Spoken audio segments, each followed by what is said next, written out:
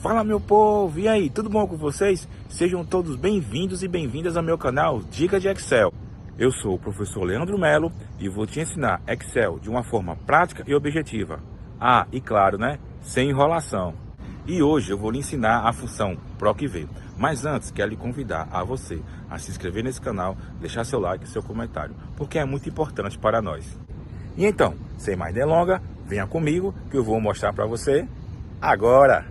Vamos supor em que você esteja em uma situação como essa, certo? Onde você tem a sua tabela, certo? Que tem a coluna nome e a coluna endereço, certo?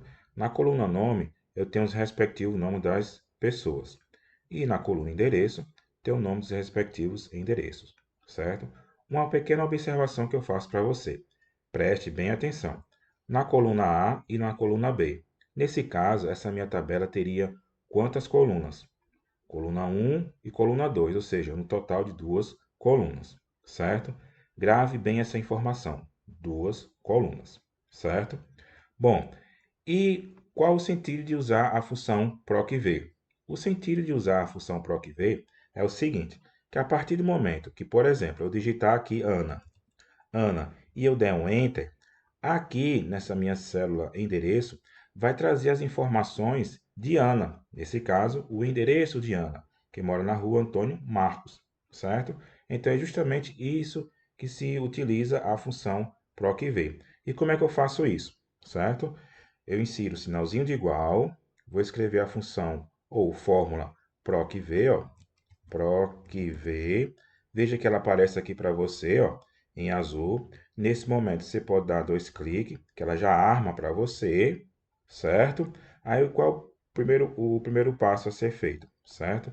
Nesse caso aqui, você vai clicar aqui onde está escrito Ana, certo? Veja que aparece o endereço dessa coluna, dessa célula. No caso, é coluna E, linha 3, certo?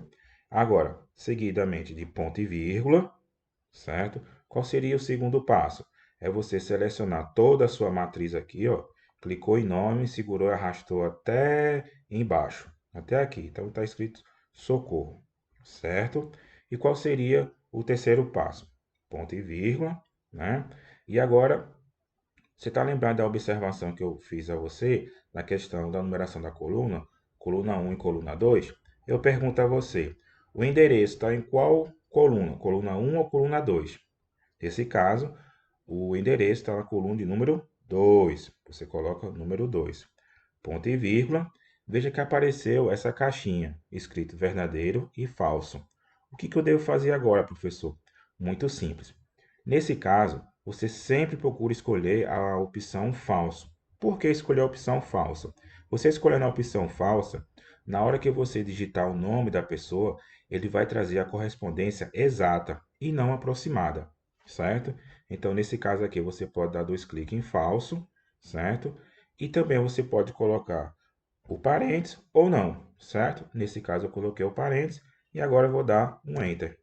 Veja que o nome Ana, certo? O endereço de Ana é Rua Antônio Marcos. Vamos fazer um teste aqui com socorro. Eu vou escrever aqui socorro.